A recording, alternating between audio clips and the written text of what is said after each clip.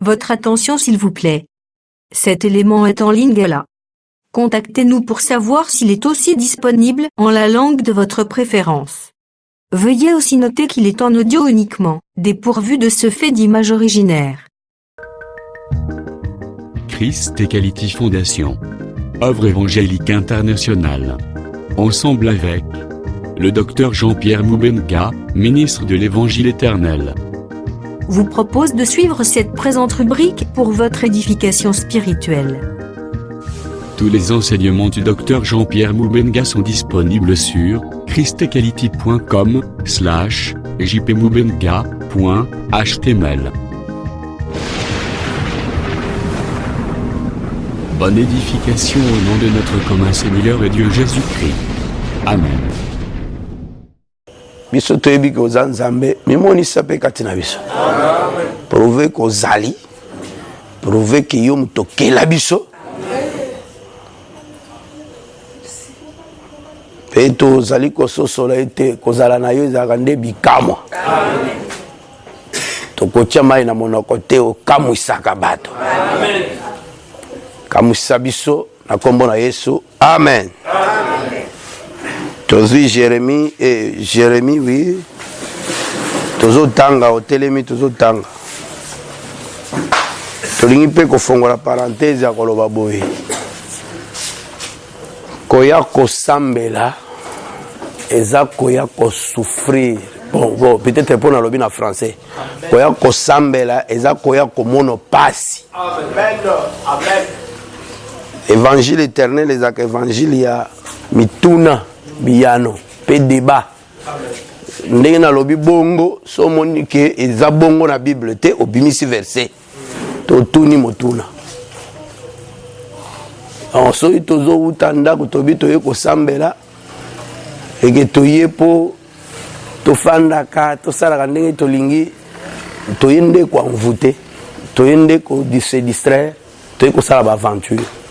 Soko ye kosambela il faut landa. Et puis le sambo yo eza le sambo a anate anati kala ga le sambela ye moko ce qui valait même le parler en langue mais o eza le sambo dirigé et ni koloba ozana confiance ya moto kamba le sambo soit lobi telema o telemi par confiance oyebi ke nzambe o akelinga nde ayebsinga telema alobi to fanda ou comprendre que nzambe ke langanda alobi na fanda. Imagine toi nzambe ke la yo alobi no telema yo fandi. Tu comprends ça, ce que ça veut dire? Donc en fait, c'est de l'aventure. Moka katani azalaki na porte Abel azalaki kokoka ko telema te.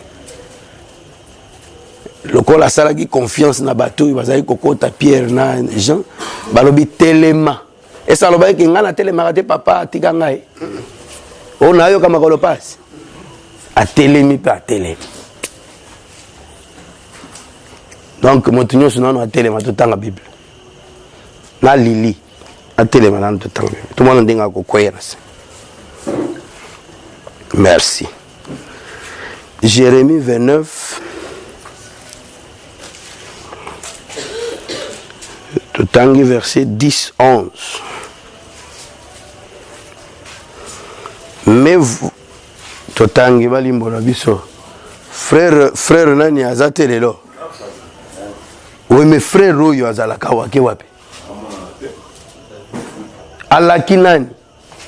Le frère ici, David. Eh ben il faut bolukaye.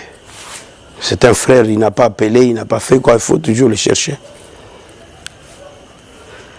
Totangi na kombo na Yesu. Mais voici ce que dit l'Éternel.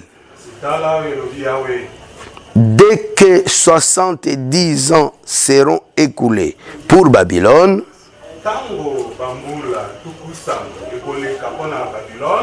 je me souviendrai de vous. Et j'accomplirai à votre égard ma bonne parole en vous ramenant dans ce lieu. Car je connais le projet que j'ai formé sur vous, dit l'Éternel. Projet de paix et non de malheur, afin de vous donner un avenir et de l'espérance. Amen. Aujourd'hui, Matthieu 12.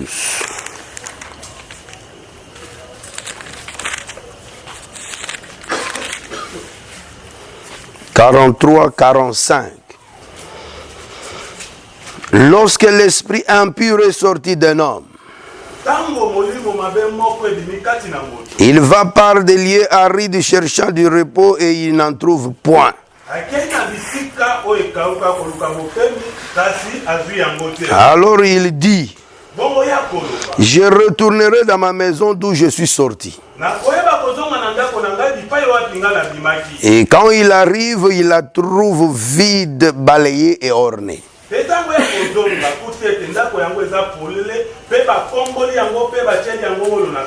Il s'en va et il prend avec lui cet autre esprit plus méchant que lui.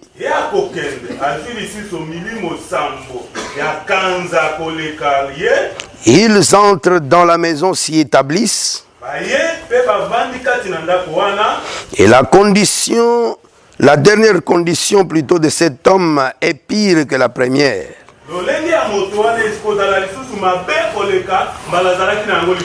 Il en sera de même pour cette génération méchante. Amen. Nous pouvons nous asseoir, bien-aimés.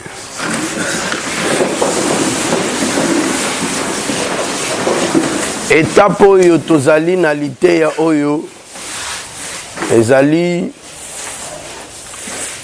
parenthèse mosusu tofongoli pona insister selon aussi demande ya présidence ndenge Nzambe akambaki sur les alliances humaines. Alliance humaine, mais nakata texte awa place nini tozo bimisa ba alliance humaine.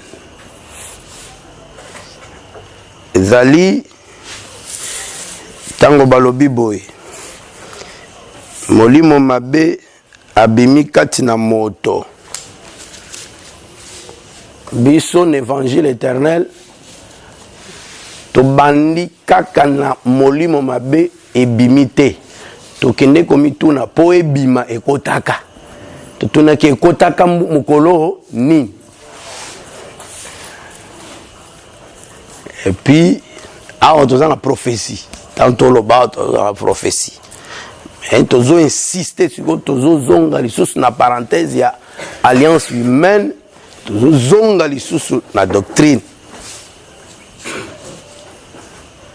Et tomituni ebimaki mokolo nini ekotaki mokolo nini ebimi mokolo nini pe nanani parce que awa balobi eza moto wana pe babengi ye ndako eza ndako nini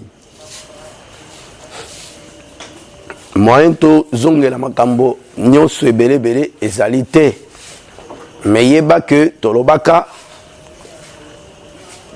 ke na prophétie bato bazalaka ba individuité bato bakomaka bikolo to ba institution. Tango bazolo ba moto ba benga ndako moto yo aza moto neti yo divin te na prophétie na doctrine eza moto lokola yo mais na prophétie eza moto boye te eza lingomba ya bato Et là, tolobaki que eloko e attiré biso. Pour comprendre que motongo a kozala libanda ya Abraham te ezali le fait que démon a pesi biso témoignage abi akuti ndako yango vide mais du moins akuti yango balaye na orné présence ya or to embellissement wana eza signe monene parce que signe wana na Job 22 or ezalaka nzambe ye moko na Lamentation 4 or ezalaka bana ya Abraham to bana ya Sion bana ya Sarah. Donc tu dois comprendre que motoyo o babengi ndako awa akoza mwana libebi te parce que mwana libebi azaka orné te pe atika pe kozala balaye te mais motoyo azali penza race ya Nzambe. Or race ya Nzambe ezalaka nde Abraham po ye kaka nde Nzambe abengaka po na lobiko Nzambe abengaka bato mibale te benga Abraham nzoka Abraham wana azalaka mibale azalaka commencement selon Genèse 1 que au commencement Dieu créa les cieux et la terre. Les cieux et la terre ezalaka bato mibale. En Abraham il y a deux maisons ou deux personnes. Ndenge moko na dans le premier. Alors, tozo mono que bato e bakozala kaka soit postérité spirituelle en Abraham, soit postérité charnelle en Abraham. Physique. Parce que Abraham ezaka bato na mibale. Azaka pe ba benga me pe bandako. Mais tolobaki que postérité spirituelle en Abraham et se révélera kaka na katia ce qu'on appelle église. Parce que église maman il faut ebango ezaka bikolo mais église ezaka bikolo te. Pour église ebandaka na bikolo te. Église ezalaka na ndambo ya Israël na bikolo. Bandeke ya nzete na bandeke ya mabele. Na Deutéronome chapitre 22 verset 6. Na lité sur zala ya ndeke. Alors lokola baza bongo tozozwaki nano ndeko na biso oyo babengi postérité spirituelle, c'est-à-dire église. Soki tokotisi église na baverso na prophétie et aussi matin verso ekobwaka église ekoboya église pona nini parce que ao badémon bayaki bakuti ndako wana vide. Or église soki démon ebimi église etikalaka vide te. Na église acte 2 efandisa Nzambe libela na kati église. Nzambe aloba nakotika bino lisusu te. Nakozala na bino kino suka ya bikeke. C'est-à-dire soki démon aizongi akokuta kaka Yesu aza na kati. Donc moyen démon akota lisusu ezate. C'est pourquoi makomyo yo ekamati babraname na baninga na bango nyonso babwaki bango na lifelo. Po bango bazana mateya que et Nathan moko boye église ezaki vide, il fallait Branham aya. Sorcellerie. Mais tant que tozui tolongoli église toye na reste ya Israël tokokuta que milongo ekofanda penza kimia. Donc la prophétie makomyo ezolobela Israël. Si quoi place ni to profiter lisusu. Na Israël totunaki question mokolo nini demo akotaka na kati ya Israël. Demo akotaka na Israël d'abord na kati na Adam le premier. Parce que na Adam le premier makambo yo Romains chapitre 5 azoloba ils ont concerné kaka bisoté. Ils ont concerné na Adam et na Israël na biso. Alors banda demo akota azwa makoki likolo na biso uto Genèse 3 et pa yuapi Nzambe apesi makoki likolo na nyoka lobi okoliaka poussière ya terre. Poussière ya terre wana ezalaki kaka biso bikolo te. Na Israël azaki na kati azaka poussière ya terre. Donc badama biso nyonso na Israël na biso badama biso na nyoka. Et niko ba nyoka a dominé biso, Satan a dominaka l'humanité entière. Bongo Israël a kozwa ngolu. Deutéronome chapitre 6 verset 7. Israël a zwi ngolu.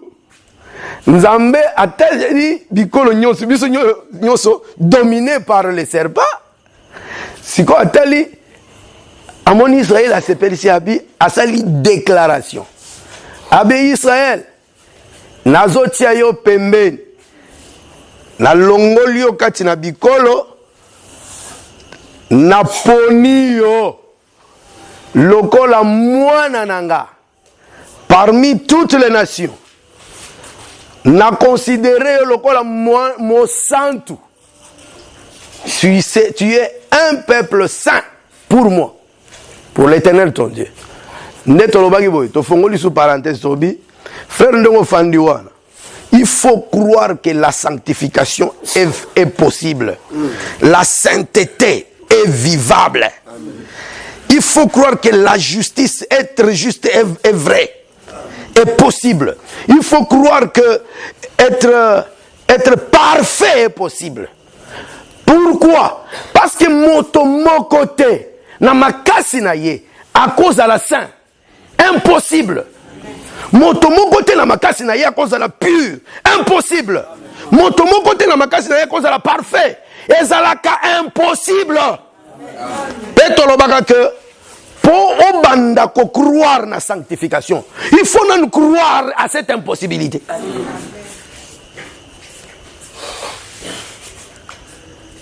Puisque cela est impossible, et comme c'est possible, kaka na déclaration yanzambe likolo na yo.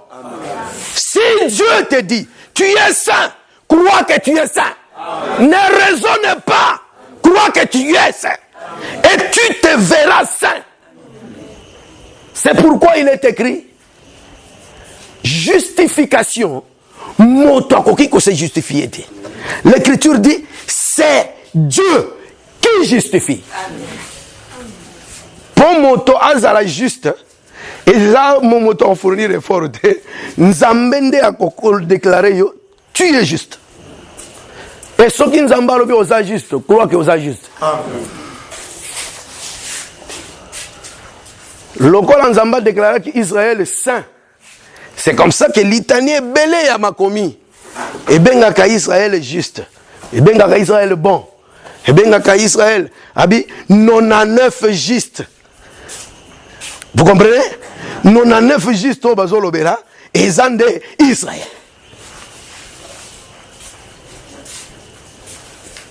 Sikoyo, ata yo ebi ke Israël azana masumu.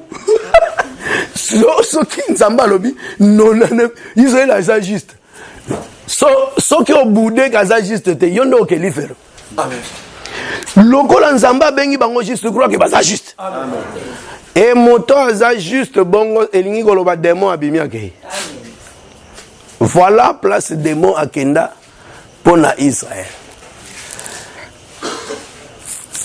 Tango démon akei ayengi akuti repote habite na zonga tango azozonga esengeli azonga sikoyo akuta sikoyo ke ndako yango eza vide bien que eza orné eza balayé.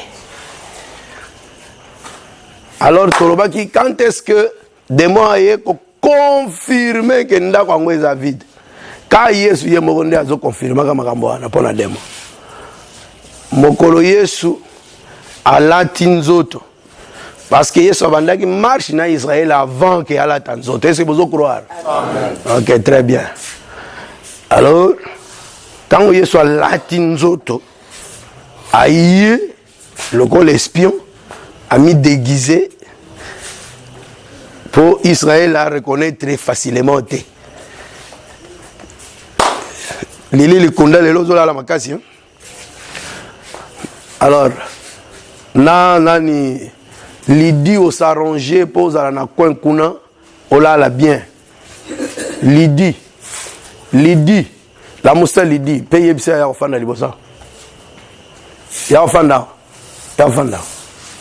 place no yango ya ofanda na kiti.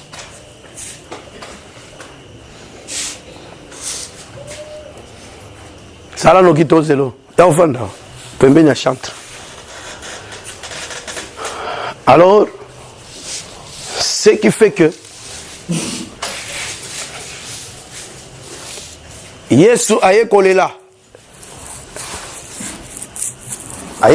sur Jérusalem. Omoni na linga ko makasi ana ducho liboso. Alors Yesu allait sur Jérusalem aye ko déclarer bi désormais ndako na bino ekotikala déserte, ekotikala vide. Et là Yesu ye moko confirmer que bato ye moko to benga bana na Nzambe wana abotoli bango eloko ezalaki ko sala valeur na bango. Alobi na botoli bino ngo po boboti mboma te na kopesa ngo na bato yo bakoboti sango. C'est comme ça que Israël est tikali vide. Ce qui fait que démon a confirmé que le col les a vide. Nakoya kokozonga nga mokote. Il faut na zonga na kende ko luka baninga 7. Nanga itokoma 8. Alors tango akei abandi ko luka wana nde place tozali tozoloba ete kosangisa. Azo sangisa bato baninga ne ba démon bas esprits impurs ao sangisa ko sangisa ezali kosala alliance kosala boyokani nde place to profiter to zonga lisusu na vie na yo. On a kotalisa yo kokebisa yo pe kopesa yo mayele parce que bande konangai kozala sanctifié elinga teke elingolo bateke ko picle ou kende mangengenge ou mako pe mangengenge za mabete mais kozala sanctifié ezali ko se mettre à part kozala distinguer des autres. Et lorsqu'on distingue des autres, les agas paroles, les gens l'homme soutien. Alors, il faut au Luka, au Simba parole pour comprendre en malam, en beau pété. C'est comme ça que milimo ezo sala musala wana. To sepela ki na réponse ya frère divin lobby. Tango to tunaki na tunaki question. À répondre à lobby pour natunaki natan oyo biso église tozo vivre dans la prophétie na bankoko na ba maman il faut una idée ya ligne ya tango supposant ngote je ne vois pas comment tu comprends la parole. Pour comprendre les paroles le quoi ton groupe de prière était parole. Il faut se situer. Oye baka ke avant yo nini ezalaki, après yo moi idée ne nini ekozala, pour comprendre eloko nini ezolekana na temps oyo ozali ko vivre. Yo wana sikoyo nazo benga yo keza temps ya église. Temps ya église eza neti temps moko ya pour profiter, temps ya parenthèse to ya brèche moko efongwami. Tolobaki yango na début que Josué a sali alliance na bagabaonite o bazalaki bana Israël était. Après aye ko déclarer alobi moi tellement ikolo na Gabaon. Donc tango to vivre siko eza tango yo moi ezo tambola te. Moi esali ni etelemi likolo na Gabaon. Il faut simba bongo. Le soleil s'occupe de Gabaon. Et Tawana, en réalité, eloko nini ezolekana na kati ya Israël. Na histoire ya Israël, il faut na boyebi boye. Terme wana Israël, tozwa temps ya ko expliquer na ba maman que na histoire ya Israël, Israël a bandi kuna na Egypto akoti na mboka elaka aluki mokonzi ya liboso Sœur Claudine, mokonzi ya liboso ya Israël boyebi nani mokonzi officiel. Il faut toujours qu'on soit prudent parce que mokonzi ya liboso ya Israël ezaka ya weye moko azalaka pe mokonzi à travers les prophètes. Mais mokonzi officiel ya liboso eza Saoul azalaki mokonzi ya Israël mobimba. Mokonzi ya mibale ezala ni David aye ko remplacer azalaki mokonzi likolo ya Israël mobimba. Mokonzi ya misato ezala ni eza Salomon aye ko remplacer tata na ye na Israël mobimba. Mais à partir ya Salomon, après Salomon, mokonzi oyo a remplacé qui Salomon eza Roboam mwana Salomon. Est-ce que vous avez entendu madame? Hein, sœur Lily. Roboam mwana Salomon. Tango aye ko remplacer tata na ye, a régné ki likolo Israël mobimba te. Israël e ko sala nini e kaboni biteni mibale sœur tete. Hein? E kaboni biseni mibale. Tango e kaboni biteni mibale, ye Roboam mwana Salomon a récupéré ka eteni moke. Siko biteni ibele wana ekei etelemeli ndako ya David. Etelemeli ndako ya David parce que ndako ya David, Salomon aza mwana David. Roboam mwana Salomon c'est kaza mwana David kaka. Donc siko ba oyo batikali kuna batelemeli ndako ya David et komi ba royaume mibale. Donc Israël a komi royaume mibale. Royaume ya sud na royaume ya nord. Royaume ya nord nde ezalaki royaume ya monene oyo ezalaki na 10 tribus 10. Oyo ya Roboam oyo ezalaki ndako ya David etikali kaka na 2 tribus. Ce qui veut dire que à ce moment-là yoka siko eloko nalingaka efanda kati na yo sœur Mariance hein. Lala pongi. Alors, eloko tolingi oye fanda katino ezaboy. Tango bakomi mibale likunda. Oya muke wana. Babenga kiango susu Israël était. Et c'est besoin nanga? Babenga kiango nani? Juda. Besoin nanga bien. Siko oyo atikana na kombo Israël eza ba oye ebele wana. Nzoka ba ebele wana bazalaki kotelemela ndako ya David. La promesse na Israël ezalaka ete ndako ya David ndeko kamba Israël. David ye moko ba wanyaka ye pozala mokonzi ya Israël mobimba. bango batelemeli baponi nani baponi Jéroboam. Jéroboam azalaki kotelemela Salomon pe atelemelaki mwana Salomon makambo alliance eza pe awa. Donc Jéroboam lokola atelemelaki Salomon il fallait atelemela na mwana Salomon.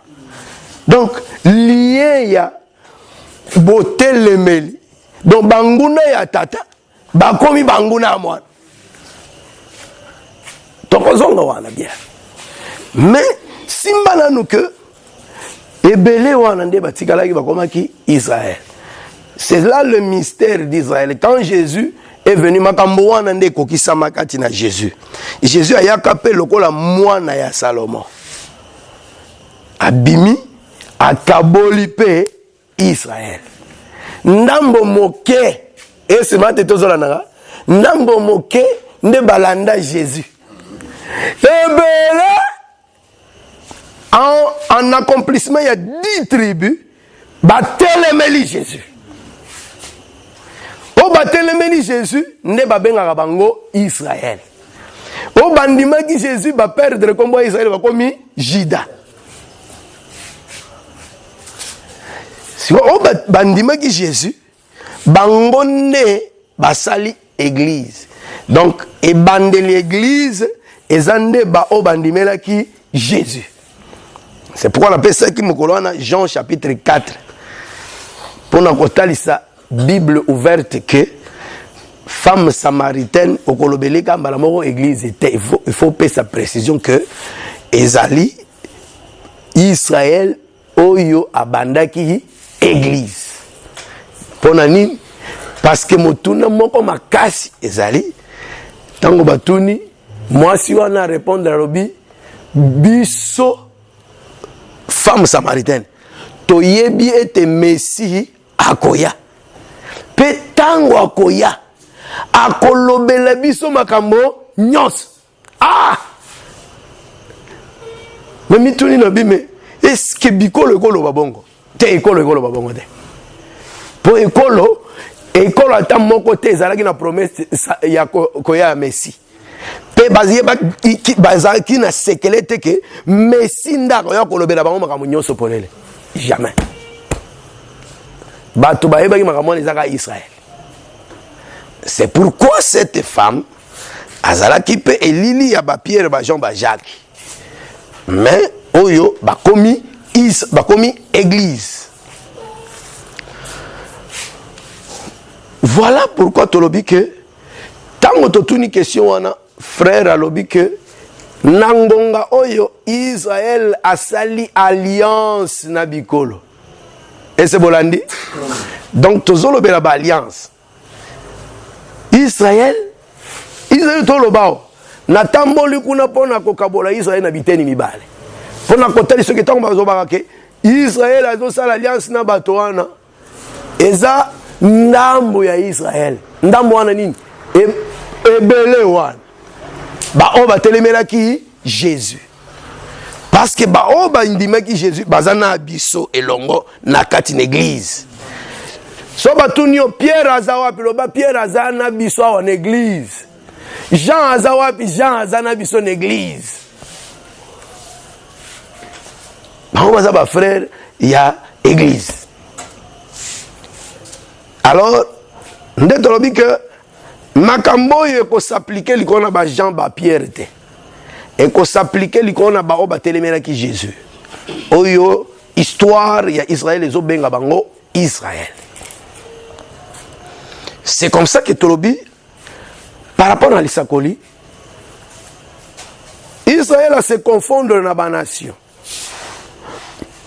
Et alliance oyo milimo mabe ezo sala. Na insista ki boy. Milimo mabe ezo sangana. Milimo emono no kote. Metango milimo mabe ezo sala makambo. Makambo wana etalisamaka na kati ya bato. C'est comme ça que tobaki tokota na pratique doctrine ya bosangani wana.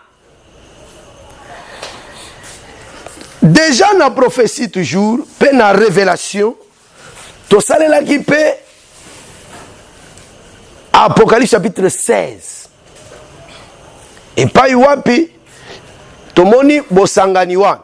Mais nazo tenir na konote kotalisa yo que bosangani wana eza na phase mibale.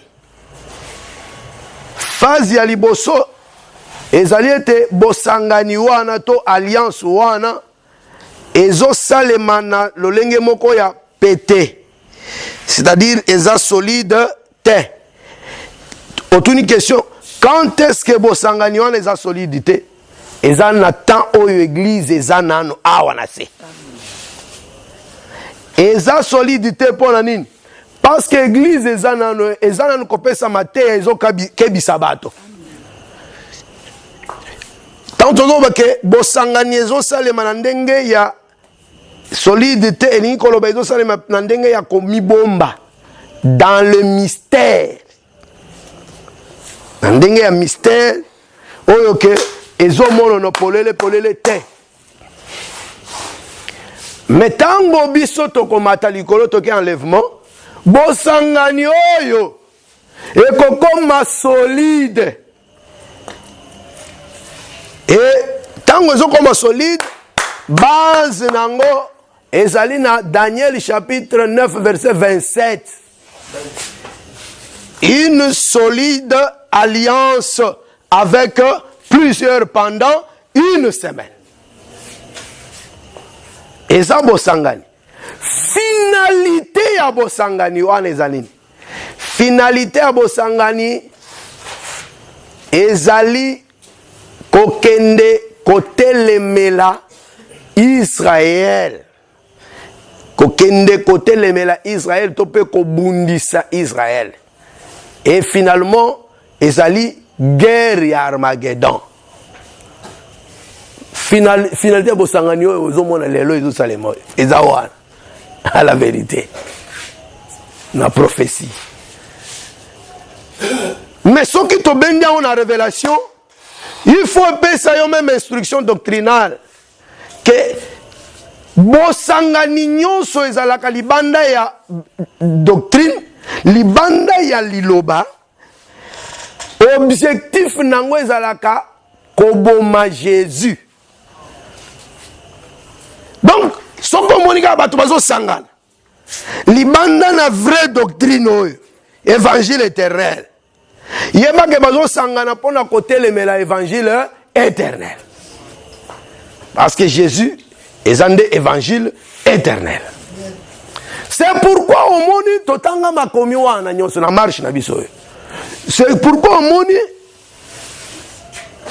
na Luc 23 je crois, si je ne me trompe pas, Hérode na Ponce Pilate likomi elobi polele ke bazalaka banguna.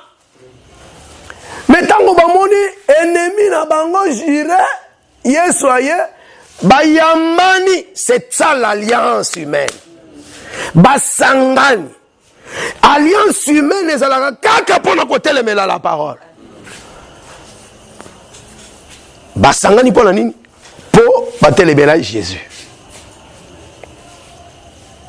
Ça c'est la révélation qui te montre que même yo soki kaka okoti na bosangani libanda ya ba règle ya liloba ya nzambe ya doctrine ya Jésus-Christ yeba ke osangani bongo pona kotelemela Jésus.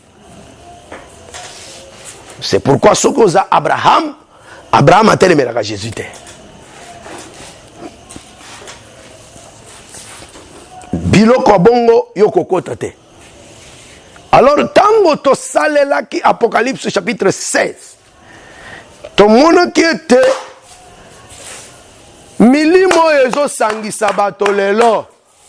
Déjà lokola précurseur ya solide alliance ko ya sima. Milimo wana ezali misato. moko azali kobima na monoko ya dragon nde penza place tozali alliance oyo ezosalema par rapport na nyama oyo azobima na monoko ya dragon nyonso misato eza nango ndenge moko mais eza na badifférence ya banuance mateya oyo ezobima na monoko ya dragon eza meme mateya mais eza na bokeseni na oyo ezobima na monoko ya bête tobaki na verset wana bête oyo bazoba na verset wana eza la bête qui monte de la mer et non pas la bête qui monte de la terre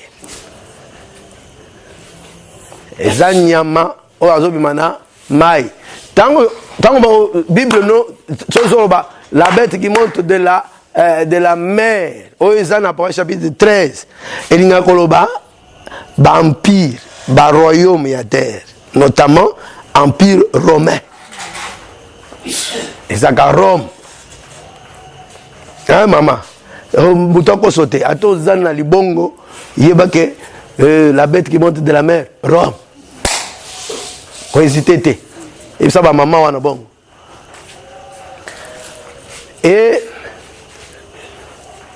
la bête disons le faux prophète yé azali la même chose mais na lolenge mosusu lolenge ya ba église c'est la fausse église le faux prophète ezaka église ya lokuta ezape tokobenga epe Jézabel donc les écritures l'appellent également Jézabel to Babylone la grande alors il faut yeba boy que bisika biso tozolobela tobi boy dragon Apocalypse chapitre 12 abengi serpent ancien nyoka ya kala babengi pe Satan donc to situaki nyoka wana na jardin Eden epai wapi nyoka wana tango aye ayaka na mitu sambo te ese bozana ngaya parce que na kati na kotambola na biso tozo tambola pe na Deutéronome chapitre 28 verset combien 8 ou 7 7 hein oh frère Deutéronome chapitre 28 verset combien Banguna na bino bakoyanzela moko c'est verset combien il n'y a aucun frère donc frère banda to bandi mateya oyo bombo kangiango te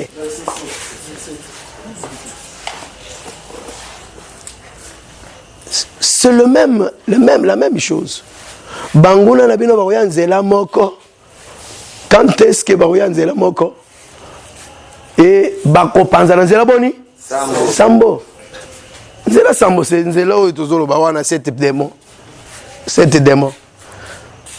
à ce temps toloba 7 démons bakomi 8 na tokomi wana te tokosuka kuna mais yeba que tozoloba que tango nyoka ayaka po akota na kati na Eve ayaka na mutu moko ayaka na mutu moko et donc ils ont prouvé bongo eza Genèse chapitre 3 verset 15-16 et bien postérité ya mwasi eko écraser ba mitu ya nyoka te eko écraser motu ya nyoka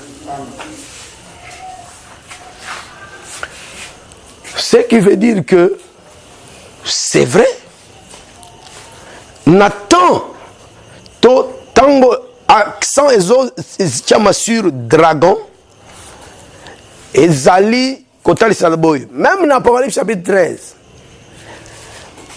Tango Nzamba Zoloba alobi, la bête qui monte de la mer, oyo azotififié Rome.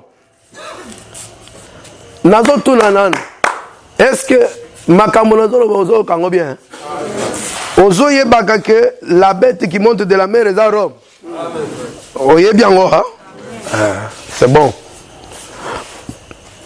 Okoyo que écriture ezoloba.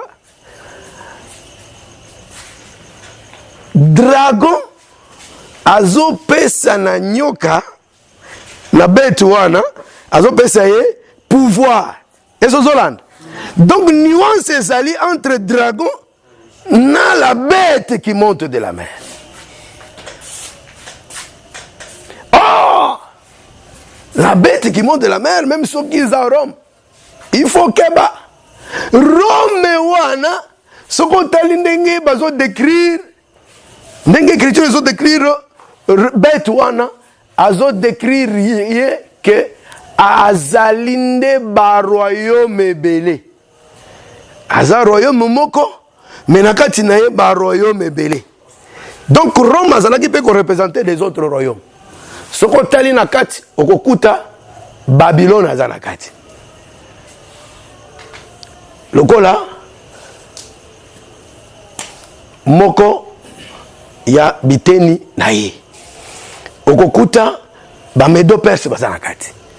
Okokuta Grèce eza nakati. Okokuta lion, okokuta léopard, okokuta ours, bango nyonso bazali.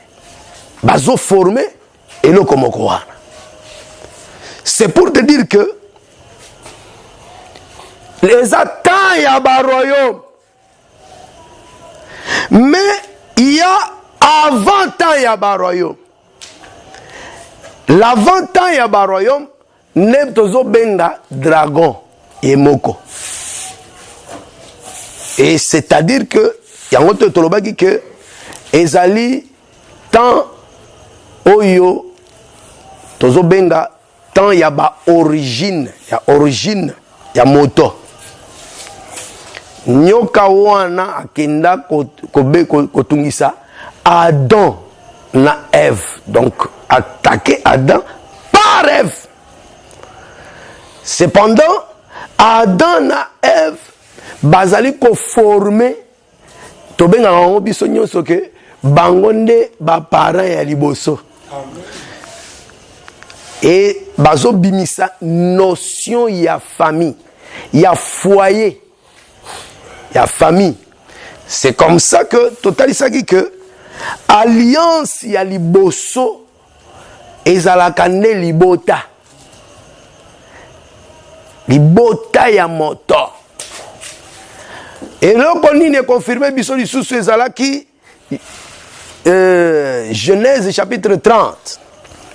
Et pas yuapi ndeko na biso Léa aboti mwana misato asali déclaration à l'obéité. Cette fois-ci mon mari, le mari c'est Adam, s'attachera à moi, c'est Ève. Allez, s'il vous plaît, au numéro suivant pour retrouver la suite de ce message.